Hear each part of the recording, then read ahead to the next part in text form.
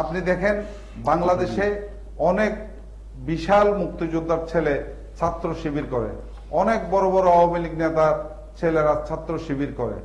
আমরা এখানে ছাত্র শিবিরকে গুলি করে, হত্যা করে, মামলা করে, নির্যাতন করে তাদেরকে রোধ করা যাবে বলে আমি মনে করি না।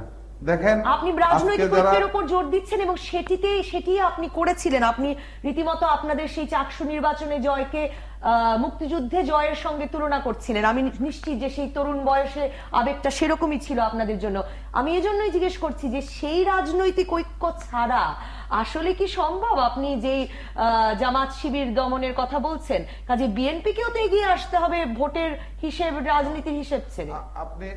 আপনি দেখেন, অত্যন্ত দুঃখের সাথে আজকে আমি যেটা উপলব্ধি করি সেটা হচ্ছে এদেশের হাজার হাজার সূর্য সন্তানেরা ছাত্র শিবিরের দিকে ঝুঁকে পড়ছে। এটা দেশের জন্য